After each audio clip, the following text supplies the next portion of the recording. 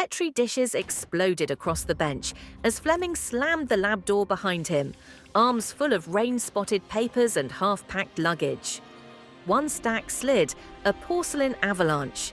Glass lids rattled, agar plates skated toward the edge. One dish broke free and spun, wobbling right over the void. I was already moving, my coat snagged on a stool. I twisted, reached, and snatched the plate a breath before it shattered on the stone floor. The impact jolted up my arm, but the agar held. A hazy lawn of golden bacteria stared back at me, except for one perfect ghostly ring of emptiness around a fuzzy island of greenish mold. I knew that ring. I'd taught that ring. Entire courses, entire wars, pivot on that clear circle. Fleming barreled up out of breath. "Blasted holiday," he muttered, then froze. His eyes locked on the dish in my hand. "Oh, that one." He plucked it from my fingers, frowning at the speckled mold colony. "Contaminated," he sighed. "I must have left this uncovered before I left. Typical and world-changing." "Look closer," I said, trying to sound casual. "The bacteria around the mold." He squinted. The lab was dim, dust motes drifting through a slant of London light. As he tilted the plate, the agar caught a reflection from the window and something else. At the base of the glass, just where my thumb had been, a faint metallic sheen shimmered, like oil on water. My heart lurched. I'd seen that colour before 4 centuries earlier, etched into a mysterious lens in 1605. Fleming didn't notice. He leaned in, voice softening. "They've cleared away," he murmured. "The bacteria are gone here, but thriving there." His fingertip traced the border. A zone of inhibition.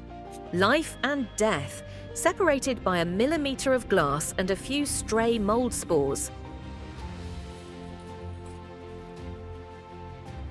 I felt the hair rise along my arms, that ripple in the air, exactly like the one that had bent the light through the 1605 lens. The same hidden signature, now painted onto the birth of penicillin. I should introduce myself. I'm Professor Time, and I chase these signatures. I go where history buckles, not to change it, not if I can help it, but to understand who or what keeps nudging humanity back from the brink. In 1605, it was a lens that shouldn't exist. Here, in 1928, it's a contaminated dish in a chaotic basement lab under St. Mary's Hospital, London. And this quiet little accident will decide whether millions survive the simplest infections. Fleming set the dish down amid the clutter, stacked plates, cloudy flasks, half-labelled bottles. His lab smelled of disinfectant, stale broth, and old tobacco. Chaos to everyone else, to him a map. He rubbed his forehead. "You know, most of my discoveries start when something goes wrong," he said. "A sneeze in the wrong direction, a dropped plate." He gave a tired smile. "Sometimes the mess is the method.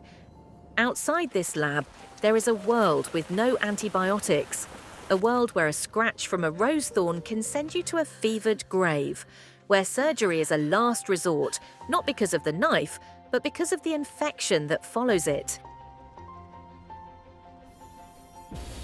Before this mold, Fleming's best weapon was a mild enzyme called lysozyme, good for a few friendly bacteria, useless against the killers.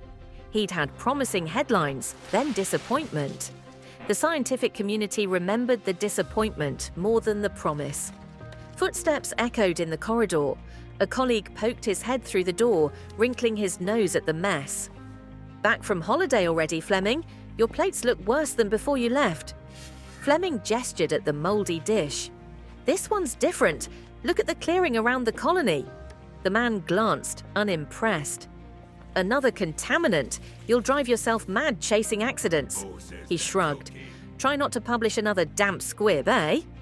The door clicked shut. Fleming stared after him, jaw tightening. Doubt settled on his shoulders like dust. I knew the future. How long it would take for anyone to listen. How many would dismiss this as just another overhyped broth. But right now, all that mattered was that this dish survived.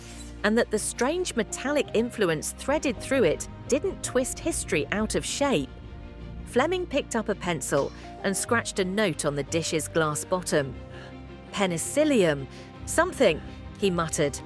Penicillin? The word hung in the air like a match about to be struck.